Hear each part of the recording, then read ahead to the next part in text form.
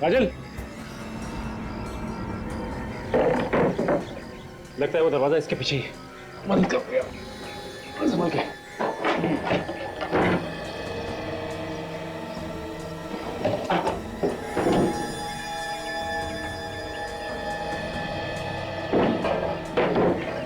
ये देखो,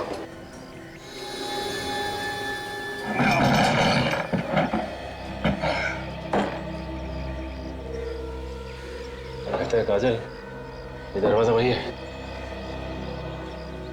हाँ, इसका तो पीपल भी टूटा हुआ है। इसका मतलब काजल गोली यहीं से चलाई गई है। ये जो 3 गोलियां हमें रिसोर्ट के कमरे में से मिली थी वो उसी गन से चली है जो माया के पास थी। फॉरेंसिक का रिपोर्ट भी यही कहता है। मतलब सर ये तीनों गोलियां साइलेंसर वाली गन से चली है, इसीलिए माया को गोली चलने की आवाज नहीं आई। बस सर उस गोली का क्या हुआ जिसकी आवाज माया ने सुनी थी?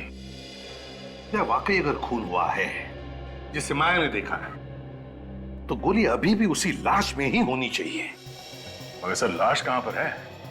खूनी को वहां से लाश ले जाते हुए किसी ने देखा कैसे नहीं? हाँ ये बात तो है, बड़ी प्लानिंग के साथ सब कुछ किया गया है दया, वरना इस अनुष्का और ऋत्विक के जैसा ही ड्रेस कोई क्यों पहनता? हाँ सर, और ये सब इसलिए किया गया ताकि माया को किसी तरह से ये खून होते हुए दिख जाए और उसका दिमाग खराब हो। मगर सर कोई माया को पागल क्यों बनाना चाहेगा? कोई ना कोई तो वजह जरूर है, कोई ना कोई तो वजह है। एक बात और सर, अगर ये सब एक प्लान था तो हो सकता है जो आदमी मारा गया है उसे मालूम ना हो कि उसकी मौत होने वाली है। वो तो बेचारा कोई छोटा मोटा एक्टर होगा जो इसमें फंस गया। हाँ बेचारा। इस खूनी ने उसे झूठ बोलकर पटा लिया होगा सर। उसने बताया होगा कि कोई नाटक करना है जिसमें ऋत्विक के कपड़े पहनने हैं और फिर सचमुच गोली मार दी उसे। मगर सर एक बात अभी तक समझ में नहीं आ रही है, वो आदमी सचमुच मर चुका है या फिर सिर्फ घायल हुआ है?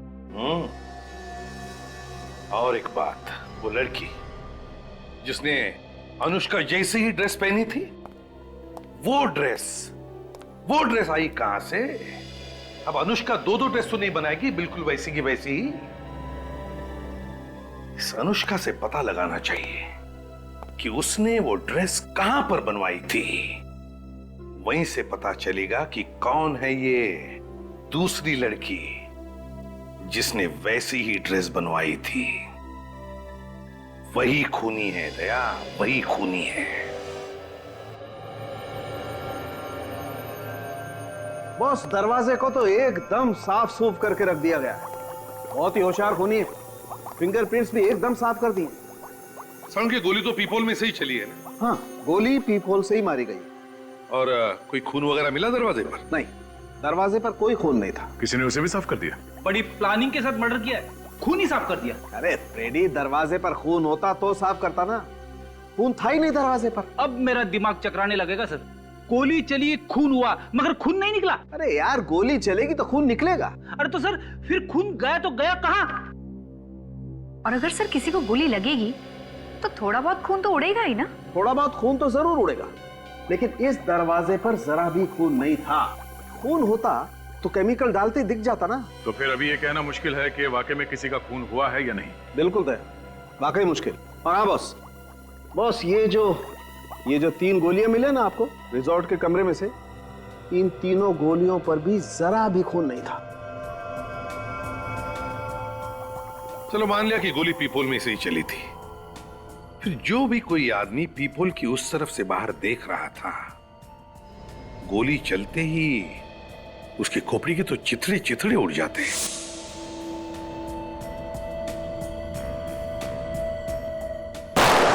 सर ये भी तो हो सकता है कि खोपड़ी के छितड़े ना उड़े हो और गोली अभी भी उसकी खोपड़ी में हो जिसे गोली लगी। हो सकता है, बिल्कुल हो सकता है। सर जो मिट्टी आप लोगों को टेम्पो के टायर में से मिली है वो समुद्र के किनारे की है। उसमें से मुझे छोटे छोटे पत्थर के टुकड़े और सी शेल्स मिले जो अक्सर बीचेस पे पाए जाते हैं। इसका एक ही मतलब है दया, खूनी ने लाश को टेम्पो में डाला और समुद्र के किनारे ले गया। रिसोर्ट के आसपास जो भी बीच है, लाश वहीं पे मिलेगी।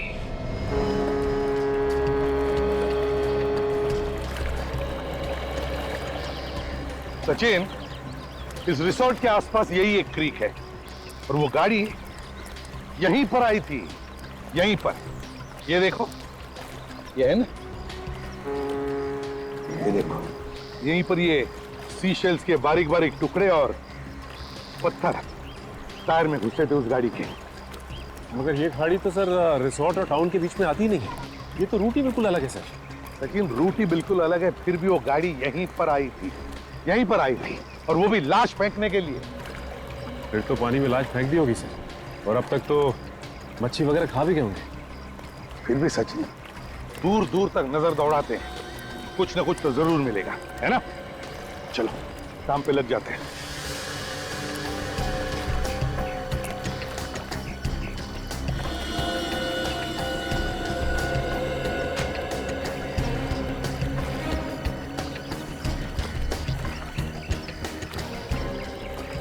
हाँ सचिन, कुछ नहीं सर।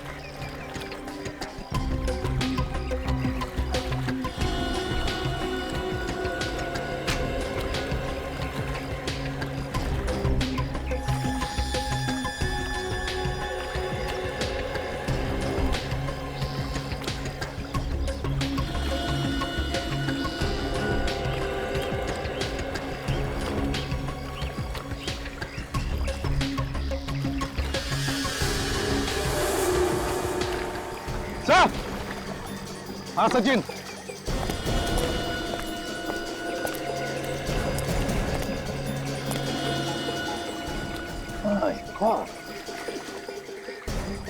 लाश इसे पलटा था।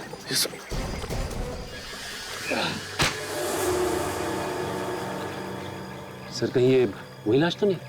सचिन, ये वही लाश है।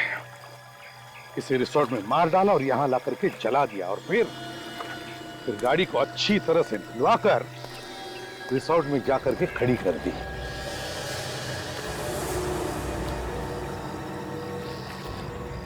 सर।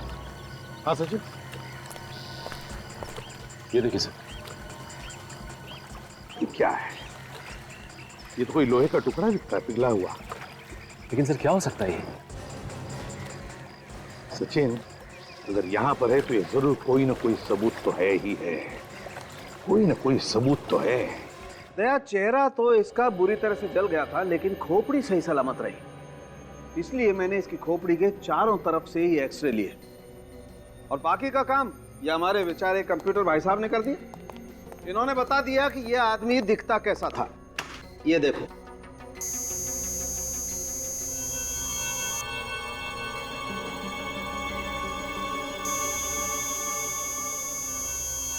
चलो, अब तो माया के परिवार वालों में से कोई तो इसे पहचान ही लेगा।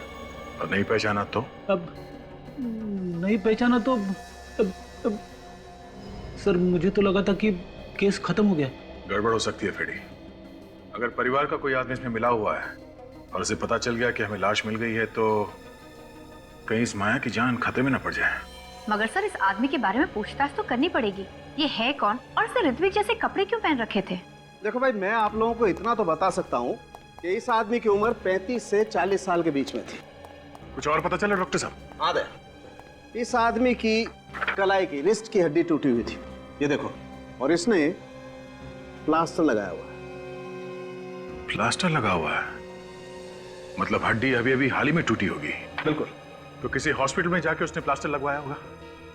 इस हॉस्पिटल को हम लोग ढूंढ सकते हैं। हाँ सर, इस आदमी के खोपड़ी में से जो गोली मिली थी वो इस गन से नहीं चली, और जो पिघला हुआ लोहे का सामान मिला था वो एक्चुअली एक गन थी। अच्छा, तो जो 3 गोली चली उस कमरे में, वो इस गन से चली थी जो माया के पास थी, जिसपे साइलेंसर लगा हुआ था। इसीलिए उसे गोली चलने की आवाज सुनाई नहीं दी, और जिस गन से खून हुआ है उसे पिघला दिया गया, जिसकी आवाज माया ने सुनी। मगर गन को पिघलाना इतना आसान नहीं है।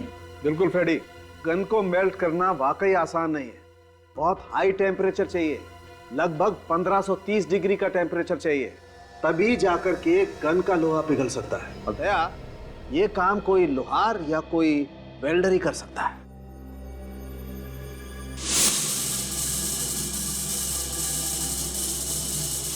सर, एक वेल्डर रिसोर्ट में ग्रिल का काम कर रहा था। हो सकता है काम भी उसी ने किया।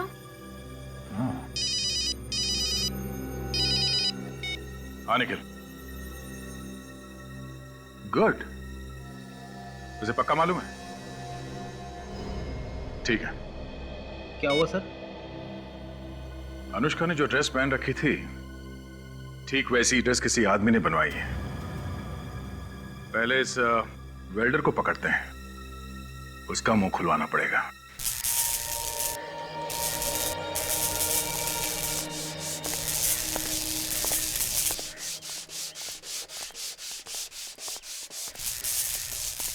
जी सर। तुम जाओ। ठीक है।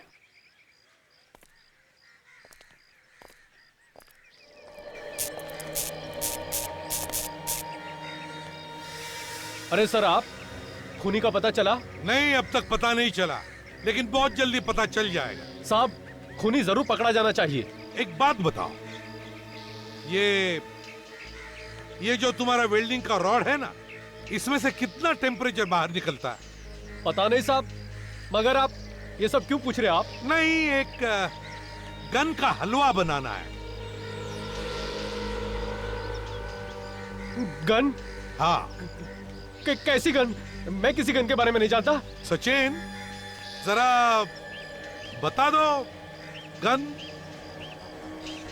हाँ, ये बताओ कि जिस रात खून हुआ उस रात तुमने किसी की गन मेल्ट की थी? हाँ, की थी। किसकी गन थी वो? मालूम नहीं साहब। से इससे पहले कि कोई आ जाए, इसको अपना कमाल दिखा दो। ठीक कह रही हो काजल तुम। ये क्या कर रहे हो साहब आप? अरे साहब, गोली चल जाएगी साहब, गोली चल जाएगी। सर, गोली में चलाना सर। ये क्या कर रहे हो साहब आप? ये मर जाएगा उस आदमी की तरह। साहब, गोली चल जाएगी साहब। मर गया, मर गया, मार डाला, मार डाला, मर गया। पता चला गोली कैसे चलती है? बिना गोली चले कैसे दर्द हुआ? सोचो उसे कितना हुआ होगा दर्द जिस पर ये गोली चली थी। बर्थडे पार्टी में आई थी वो साहब, ज्यादा उम्र नहीं थी उसकी, जवान थी साहब। कौन हो सकती है वो औरत? कौन हो सकती है? साहब, पार्टी के बाद एक आदमी ने उसको आवाज लगाई थी और पूछ रहा था कि माया को तुमने अकेला क्यों छोड़ दिया? आप लोग अचानक ऐसे आ गए। खैर, कुछ पता चला उस रात किसका खून हुआ था और किसने किया? घबराइए नहीं अनुष्का जी, हमें ये तो पता चल ही गया है कि आपकी जैसी ड्रेस कौन लेके आया। कौन मेरे खिलाफ साजिश कर रहा है? आप बस उसका नाम बताइए। मैक्स, पता चल जाएगा। वो यहीं रहता है, इसी घर में। मेरे घर में? हाँ, और उसकी हिम्मत तो देखिए, यहीं इस घर में रहता है और वो माया को पागल बनाने की कोशिश कर रहा था और आपको पता ही नहीं चला। नहीं नहीं, ये कैसे हो सकता है सर? जानती हो इसे? ज्ञान? हाँ, ज्ञान। जी हाँ, ये मेरे पति हैं। ये तुम्हारे पति हैं? हाँ, क्यों? अनुष्का जी, उस रात होटल में इन्हीं का खून हुआ था।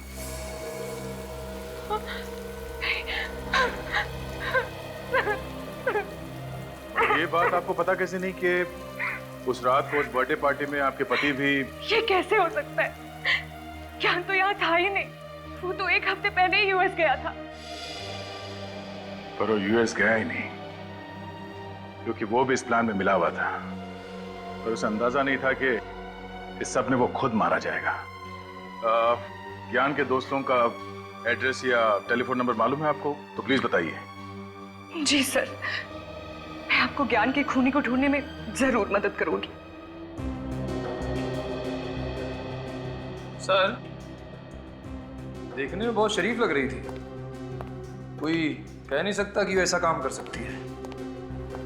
हाँ निखिल, कुछ लोग जैसे दिखते हैं वैसे होते नहीं हैं। अगर वो वेल्डर हमें नहीं बताता कि वो लड़की रिया ही थी जो उसके पास गन लेकर गई थी, तो हमें पता भी नहीं चलता उसके बारे में।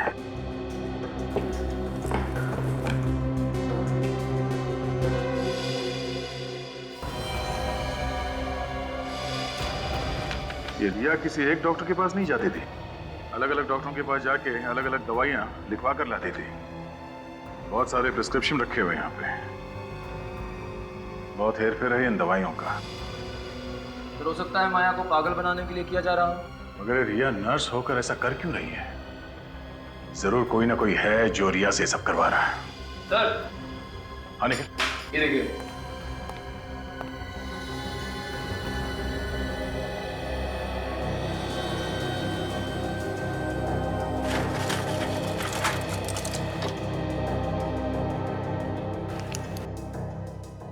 दवाइयों में नाम नहीं लिखा है। सर, इंजेक्शन भी बहुत सारे हैं सर, हो सकता है दवाइयाँ नकली हो।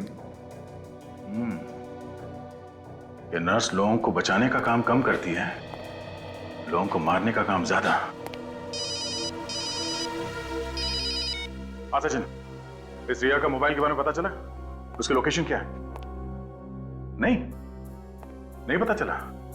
अच्छा, मालूम हुआ कि वो ज्यादा किससे बात करती थी? हाँ, क्या नाम है उसका? ज्ञान। ठीक है, इस ज्ञान का एड्रेस निकालो। निखिल सर, ये सारी दवाइयां उठा लो। Okay sir. ये दवाइयां हमारे लिए सबूत का काम करेंगी। सच बोल रहे हो? वाकई मालूम नहीं तुम्हें विज्ञान क्यों रुका था होटल के कमरे में? नहीं सर, नहीं मालूम। ज्ञान ने तो कहा था कि वो कहीं 7 दिनों के लिए बाहर जा रहा है अपनी पत्नी अनुष्का के साथ, कहीं इंडिया से बाहर। ये ज्ञान तुम्हारा दोस्त था ना? नहीं सर। सर, जिस ट्राई स्टार होटल में ज्ञान ठहरा हुआ था उसका मैनेजर आ रहा है सर। गुड। तो उसने अपने सारे प्लान दबा के रखे हुए थे, इसलिए किसी को कुछ नहीं बताया। Manager try star hotel? हाँ सर, मेरा नाम कंसाकिया है, मैं ही होटल ट्राइस्टर का मैनेजर हूँ। बस तो जल्दी से ज्ञान के बारे में क्या जानते हो बताओ। ये देखिए सर, ये उस टैक्सी का बिल है जिस टैक्सी में होटल का ड्राइवर ज्ञान को ले जाता था। सुरती नगर खान? तुमने ड्राइवर से पूछा नहीं कि ज्ञान वहां पे क्या करने जाता था? पूछा था सर, पर उसे कुछ नहीं मालूम। उसे वो जगह तो मालूम होगी ना जहाँ पे वो ज्ञान को छोड़ता था? हाँ, ये उसे जरूर पता होगा। बस तो वहीं पे पता चलेगा कि ये सारा मामला है क्या। ये फैक्ट्री तो बंद पड़ी, फिर ज्ञान यहाँ क्या कर रहा था? अरे आप लोग कौन हैं और यहाँ क्यों आए? हम लोग सीआईडी से कुछ पूछताछ करने आए। पर मैंने तो कोई गुनाह नहीं किया है। वैसे आप हैं कौन? हर्षवर्धन, इस फैक्ट्री का मालिक। हर्षवर्धन जी, जरा ये देखिए, आप इस आदमी को पहचानते हैं? ये तो ज्ञान है, इसे क्या हुआ? इसका खून हो गया। खून? किसने किया सर?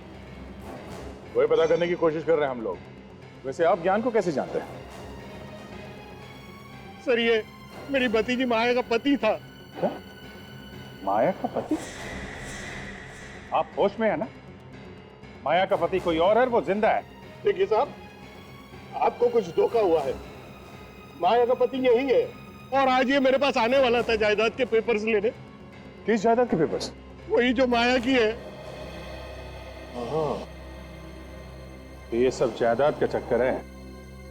हर्षवर्धन जी, आप हमारे साथ ब्यूरो चलिए, वहीं दूध का दूध और पानी का पानी हो जाएगा। आर्नव, तुम माया के पति हो? तो फिर ज्ञान कौन है? ज्ञान?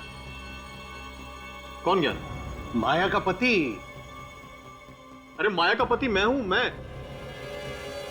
और आप कैसे अंकल हैं? मैंने तो आज से पहले आपको कभी देखा ही नहीं। बंद करो तुम लोग ये नाटक। क्या है सर? ये सब जायदाद पाने का चक्कर है। धन के पीछे पड़े सब लोग। माया को जबरदस्ती पागल बनाया जा रहा है ताकि कोई उसका पति बनकर उसकी जायदाद लूट सके। खुद ही देख लो।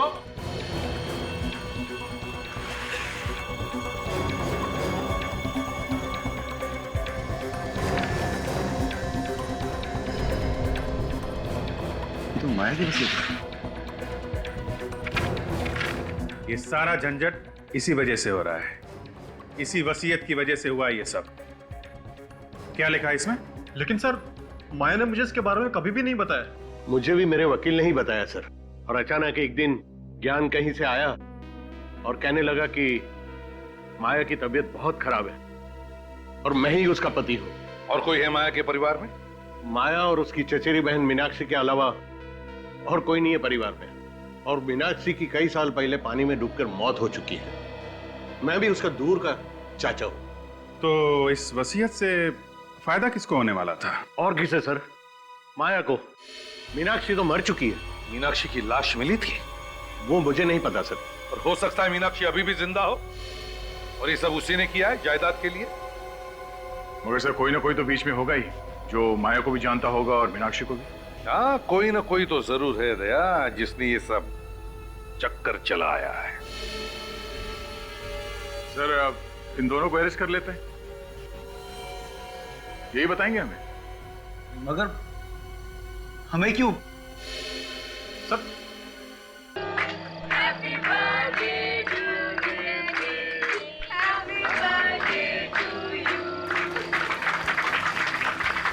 Thank you so much, thank you so much. आप लोग मेरे बर्थडे पे आए। Thanks everyone.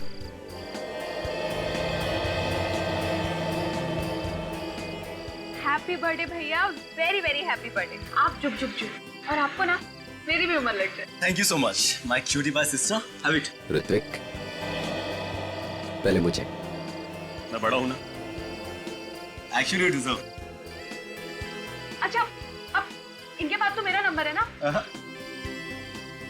भैया के बाद भाभी का नंबर है। माया भाभी का है? भाभी का है। किधर चली गई? अभी थोड़ी देर पहले तो उधर ही खड़ी थी।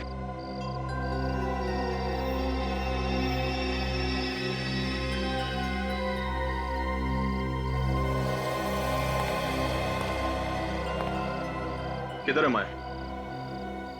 तुम्हें किसके लिए रखा गया है? ध्यान नहीं रख सकते थे उसका? मैम वो अभी यहीं थी, उनको भूख लगी थी तो वो कुछ खाने के लिए काउंटर की तरफ गई थी। मुझे नहीं पता वो कहाँ चली गई अचानक से। अगर मेरी बीवी कहीं भी चली गई और उससे कुछ भी हुआ तो फिर देखना मैं तुम्हारा क्या हाल करता हूँ। अरे भैया आप इतना टेंशन क्यों ले रहे हो? भाभी यहीं गई होंगी। आप प्लीज रिलैक्स हो जाओ। मार डाला उसने, मार डाला। अरे वो उसने मार डाला, उसने मार डाला, उसने मार डाला उसको। माया होश में आओ। किसने मार डाला और किसको? हाँ, अनुष्का ने ऋत्विक को मार डाला। उसने खून कर दिया उसका। क्या हुआ भाभी? क्या हुआ? तुम? हाँ भाभी, मैं तो जिंदा हूँ। इसकी लाश तो वहाँ पड़ी हुई है। मैं सच बोल रही हूँ। हाँ? लगता है इसे झटका लगा है। इसके दिमाग की हालत अभी ठीक नहीं है। अर्नव, प्लीज इसका दिमाग की इलाज किसी अच्छे डॉक्टर से कराओ। अर्नव, मैं बिल्कुल ठीक हूँ। अनुष्का तुम झूठ बोल रहे हो। मैंने तुम्हें देखा है। तुमने ऋत्विक का खून किया है। तुमने इसी गन से उसको मारा है। तुमने खून किया है ऋत्विक का। माया, कुछ नहीं हुआ है, ये सिर्फ तुम्हारे दिमाग का वहम है। ये मेरा कोई वहम नहीं है। वहाँ ऋत्विक की लाश पड़ी हुई। तुम मेरे साथ चलो, मैं तुम्हें दिखाती हूँ। आ मेरे साथ। उसकी लाश वहीं पड़ी। हाँ, वहाँ पर है। मेरा विश्वास है, वो वहीं पर है।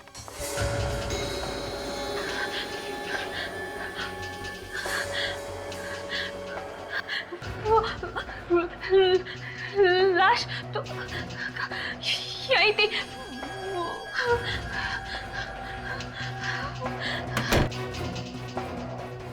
आज के दिन भी ये नाटक करने की क्या जरूरत थी तुम्हें?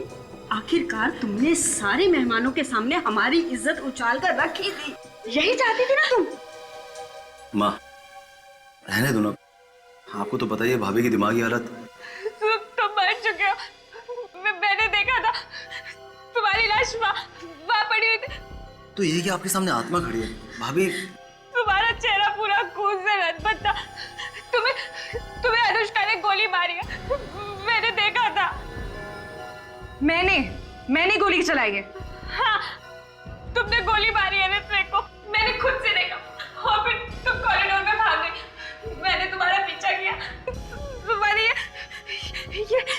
ये गन पड़ी हुई थी। ये गन मैंने उठाई है। कम ऑन माया, मैं लोगों के साथ बाहर थी, अभी तुमने देखा ना, तो फिर मैं यहाँ कैसे आ सकती हूँ? माया जी, आप आराम कीजिए। यहाँ कुछ भी नहीं हुआ है। हुआ है, यार ऋत्विक का खून हुआ है। अनुष्का ने ऋत्विक का खून किया है, मैंने देखा है। भैया आप भाभी को घर लेके जाओ।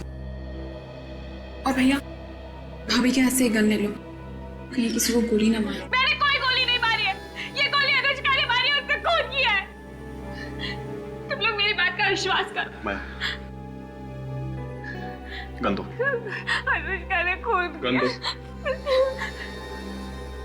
बस बहुत हो गया भैया, अब चलो, अब चलो मैंने बोला।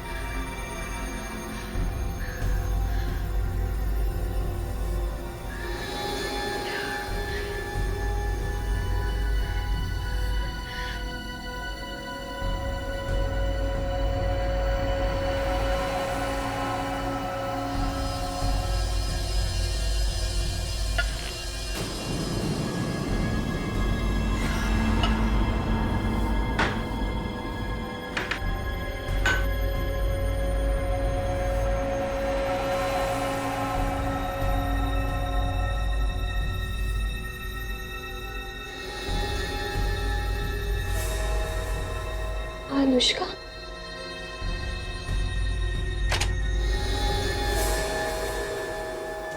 तूने मुझे खून करते हुए देखा था ना, अब तू भी नहीं बचेगी। तुझे भी मरना होगा। नहीं! क्या हुआ माई जी? मार डालेगी, मैं मरना नहीं चाहती। क्या हुआ माया? क्या हुआ? क्या हुआ माया? पता नहीं सर, ये सोते सोते अचानक से चौंक गई और कह रही है कि ये कोई मारना चाहता है। कौन मारना चाहता है माया? वो वहाँ पर खड़ी अनुष्का, वो मुझे मार डालेगी।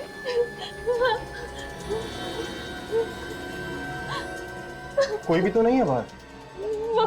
वो भी यही खड़ी थी, उसने मुझे मार देगी धमकी दी थी। आर्नव, तुम्हें कितनी बार कह चुकी हूँ कि तुम्हारी बीवी का दिमाग खराब हो चुका है। अब इसे घर में रखना ठीक नहीं है, इसे हॉस्पिटल पर जाओ। कैसी बात कर रही हैं आप मॉम? अरे कुछ नहीं हुआ उसको, ठीक हो जाएगी वो।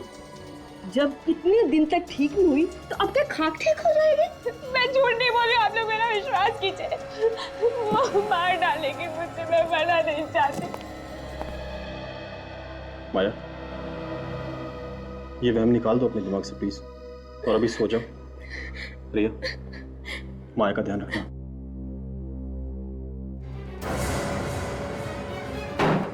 माया, माया, भाभी।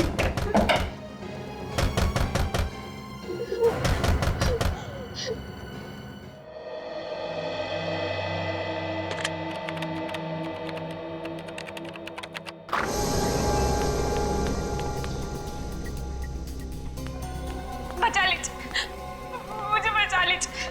वो मुझे मार देगी, वो मुझे जान से मारना चाहती है, मुझे बचा लीजिए। देखो, घबराओ मत, घबराओ मत। अब तुम यहाँ पर आ गई हो ना, तुम्हें कोई कुछ नहीं करेगा। बैठो, बैठो। वो मुझे मार डालेगी, वो मार देगी मुझे। क्या नाम है तुम्हारा? कौन हो तुम? माया। माया।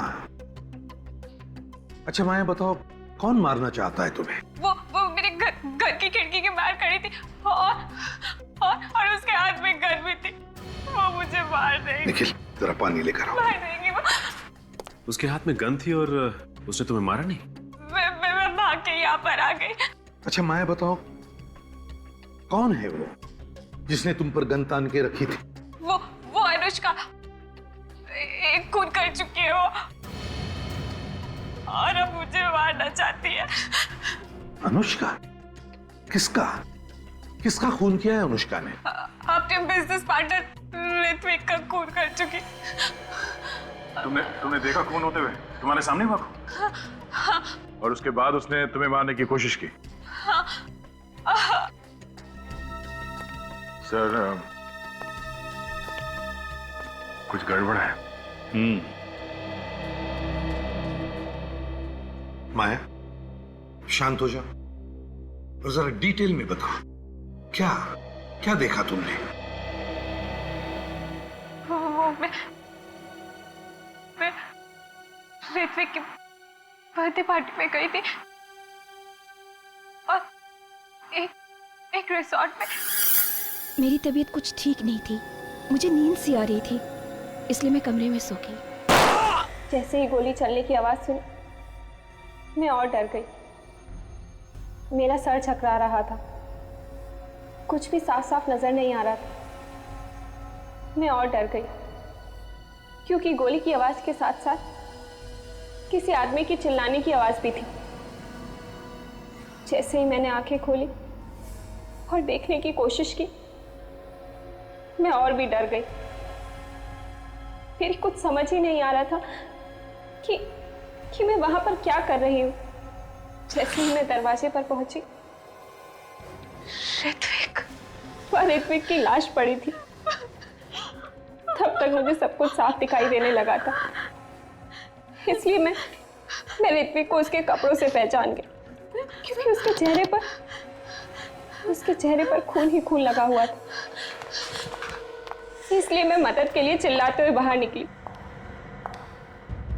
ये तो अनुष्का, रुको अनुष्का। कन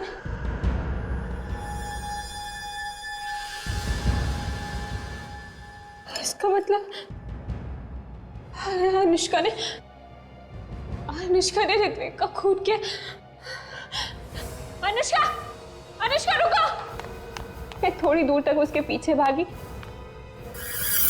मगर वो अचानक गायब हो गई। ऋत्विक का खून होने के बाद तुमने देखा वो जिंदा था? हाँ? हाँ सर। एक आदमी दो दो जगह पर? एक ऋत्विक वो जिसे तुमने मरा हुआ देखा तुम्हारे ही कमरे में, और दूसरा ऋत्विक वो पार्टी में जिंदा।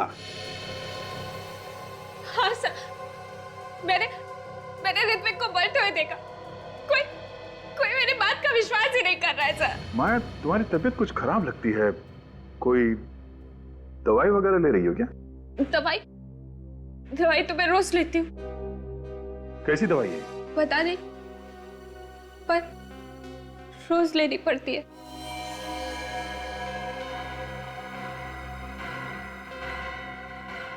माया, हम तुम्हारे घर वालों से मिलेंगे। तुमने कुछ सोचा माया? तुमने एक जिंदा इंसान की मौत का बवंडर बना दिया। देखो अर्नव, माया को डांटने के लिए नहीं बुलाया तुम्हें यहाँ पर। खून हुआ है वहां पर, समझे? सर अगर खून हुआ होता तो क्या मैं जिंदा होता? सर माया की दिमागी हालत ठीक नहीं है।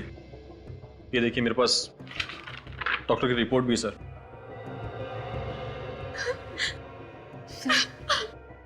मैं माया जी को अंदर लेकर जाऊं? इन सब बातों से इनके दिमाग पर बुरा असर पड़ेगा। ठीक है, लेकर जाओ। काजल, ध्यान रखना इस बात।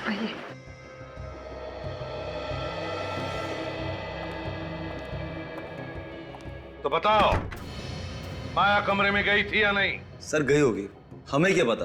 वैसे भी ये अर्नव उसे खुद ही ढूंढ रहा था। तुम लोग भी तो ढूंढ रहे थे ना? नहीं, ये दोनों आपस में झगड़ा कर रहे थे। झगड़ा तो चल रहा था, लेकिन इसका ये मतलब नहीं कि वो कुछ भी कहेगी और ऐसे इल्जाम लगाएगी हम पर। किस बात को लेकर झगड़ा हुआ था तुम लोगों में? वो ऋत्विक ने मुझसे कुछ पैसे लिए थे, आज तक लौटा नहीं पाया, तो इसी बात पर हमारे बीच झगड़ा हो रहा था। तुम भी तो गई थी ना माया के घर उसे मारने के लिए? नहीं सर, वो झूठ बोल रही है। मैं तो अपनी स्टूडियो में थी। कोई सबूत है? हाँ सर, गवाह भी है और सबूत भी। आप चाहते हैं तो मैं आपकी बात करवा दूंगी। ठीक है, सबूत भी देख लेंगे। ये बताओ, ये गन माया के पास आई कैसे? बोलती क्यों बंद है तुम तीनों की? कि माया सच तो नहीं बोल रही? खून हुआ है वहां पे, ऋत्विक का नहीं तो किसी और का। सर हम मानते हैं कि माया के हाथ में गन थी सर, लेकिन अगर उस कमरे में किसी का खून हुआ होता तो कम से कम वहां पे लाश तो मिलती, या फिर कमरे में कहीं ना कहीं खून के धब्बे तो मिलते सर। ठीक है, इस बार हम तीनों को छोड़ रहे हैं। लेकिन ध्यान रखना, अगर जरूरत पड़े तो फिर से बुला लेंगे। जी सर। जा सकते हो तुम लोग।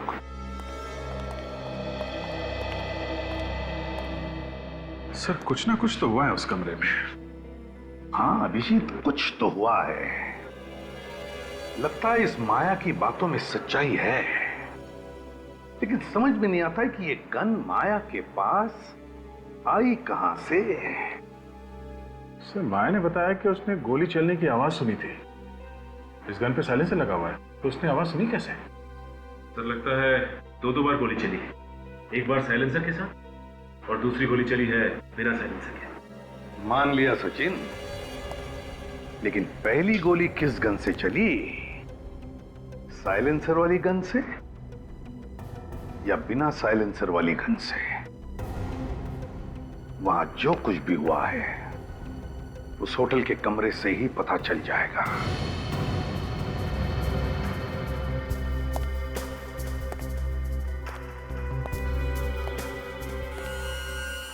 ये देखो, गोली यहां पे घुसी है।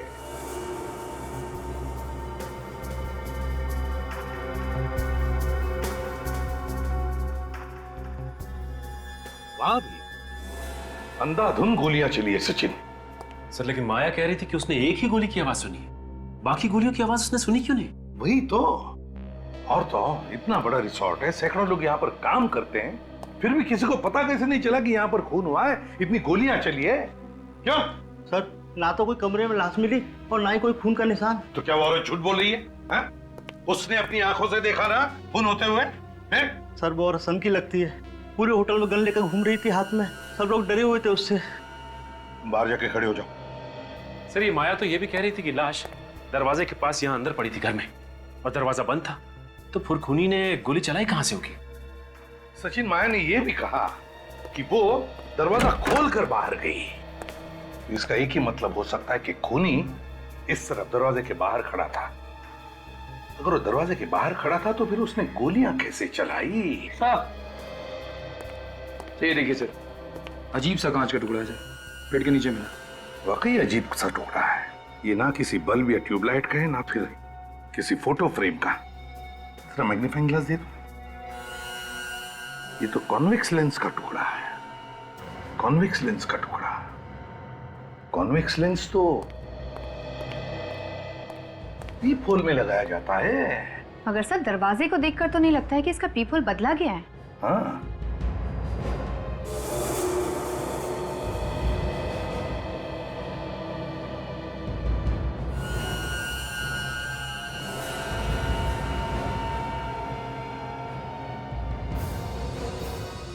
राजल, ना सिर्फ पीप होल बदला गया है बल्कि ये दरवाजा भी बदला गया। दरवाजा बदल दिया क्या? हाँ, दरवाजा भी बदला है। इधर आओ।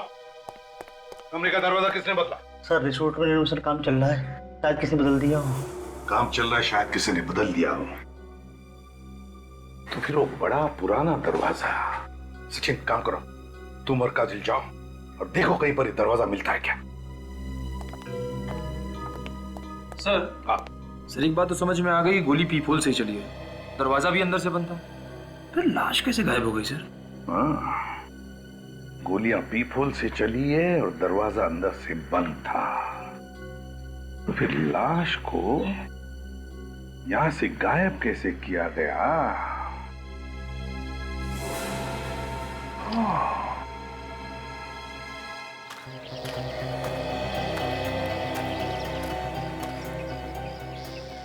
निखिल, खूनी अगर लाश को ले गया होगा तो यहीं से, इसी खिड़की के रास्ते से ही ले गया होगा, क्योंकि अगर मेन दरवाजे से लेके जाता तो कोई ना कोई उसे देख लेता। हाँ सर, अगर घायल भी हुआ होगा तो भी यहीं से गया होगा सर। सिक्योरिटी, अरे सुनो। सलाम साहब। यहाँ पर कल रात को जो बर्थडे पार्टी थी, जी, उस वक्त ड्यूटी पर कौन था? तुम दोनों थे? हाँ सर, हम ही दोनों थे। तो क्या कल रात तुमने किसी घायल आदमी को यहाँ से भागकर जाते हुए देखा, या किसी आदमी को कोई भारी सामान लेकर जाते हुए? मेरा मतलब है कोई लाश वगैरह। नहीं सर, हमने नहीं देखा। ऐसे मुंह उठा के मत बताओ, बिना सोचे बिना याद किए। ठीक से बताओ, याद करो, बताओ देखा तुमने? सर मुझे पक्का याद है, पार्टी खत्म होने तक यहाँ से कोई नहीं गया था। किसी गाड़ी को जाते हुए देखा? हाँ सर, गाड़ी गई थी यहाँ से। गई थी? कौन सी गाड़ी? सर वो जो 2 टेम्पो है ना, उनमें से एक टेम्पो गया था। कौन सी गाड़ी है? सर ये वाली। ये हमेशा आती रहती है? हाँ सर, रिसोर्ट से टाउन और टाउन से रिसोर्ट आना जाना लगा रहता है। जरा चाबी दो। सर चाबी तो ड्राइवर के पास है। तो ड्राइवर को बुलाओ जल्दी। ड्राइवर तो सुबह से गायब है सर। ड्राइवर सुबह से गायब है मतलब? बिना पूछे बिना बताए ऐसे ही गायब हो गया? निखिल, खोल दो गाड़ी का दरवाजा।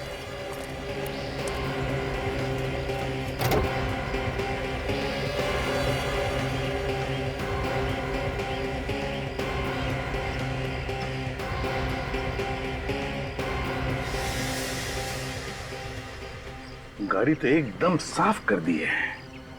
सर ड्राइवर ने बिना पूछे गाड़ी धुलवा डाली थी, उसकी वजह से उसे मैनेजमेंट से बहुत डांट पड़ी थी। बिना पूछे उसने गाड़ी धुलवा दी? जी। अगर कोई खून या उंगलियों के निशान हो तो वो भी धुल गए होंगे।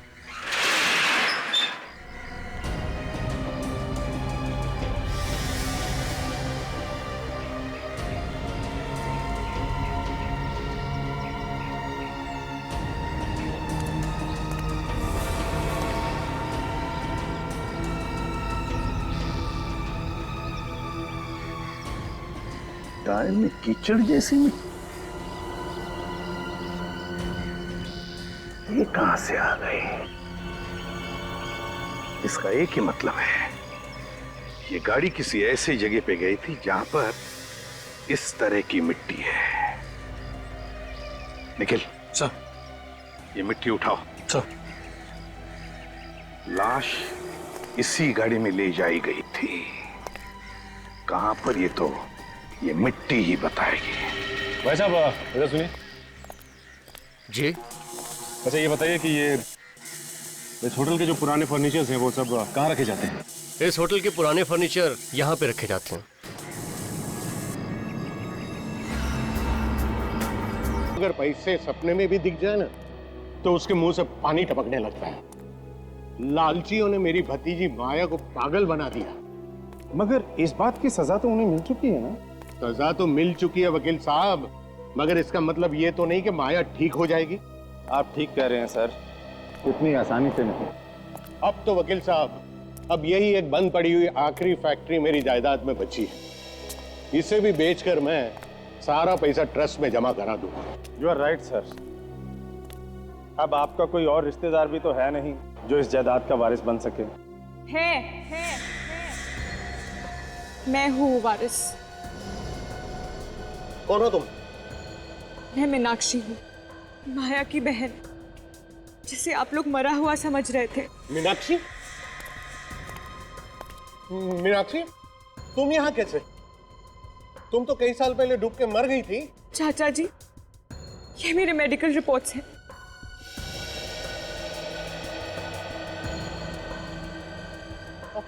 अब तक सामने क्यों नहीं आई? मेरी बात का लोग विश्वास नहीं करेंगे, मुझे इस बात का डर था। हाँ, तुम्हारा डर सही था भी।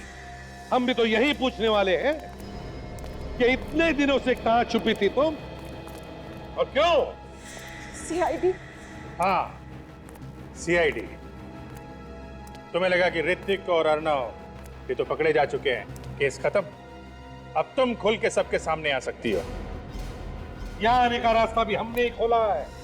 अनुष्का जी, आई एम सॉरी, मीनाक्षी जी है, ताकि यहाँ खुद आकर तुम कहो कि सारी जायदाद की वारिस मैं ही हूं।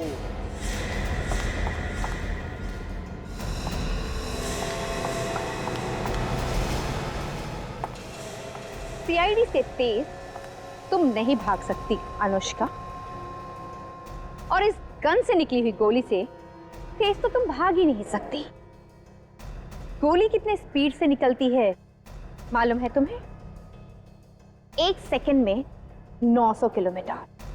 जब स्पीड ही नहीं मालूम तो भागी क्यों?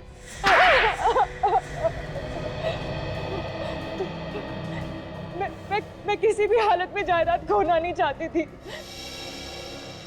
जायदाद की याद से ही मेरा दिमाग खराब हो जाता था। तुम्हारा पति ज्ञान भी मिला हुआ था इसमें? नहीं सर, वो तो बस मेरा नाम का पति था तो मेरा गुलाम। सुना, अपने पति को गुलाम कह रही। एक जमाना था जब औरतें अपने पति को भगवान मानती थी सर, और ये तुमने अपने पति ज्ञान को ऋत्विक के कपड़े पहना दिए और फिर उस पर गोली चला दी। उस बेचारे को पता भी नहीं चला होगा कि मौत कब आ गई। आधी जायदाद तो तुम्हें वैसे ही मिल जाती, तो फिर उस बेचारी माया को पागल बनाने की क्या जरूरत थी? मुझे पूरी जायदाद चाहिए थी। आधी जायदाद भी तो करोड़ों रुपयों की है। बचपन में ही मेरे माँ बाप मर गए थे। मुझसे सब कोई नफरत करता था, सब माया को ही प्यार करते थे, और ये सब देखकर मैं अंदर ही अंदर रोती थी सर। तो तुमने माया को पागल बना दिया, ऊपर से अपने पति का भी खून कर दिया। अब जिंदगी भर जेल में सड़ते रहना, फांसी का ऑर्डर आने तक।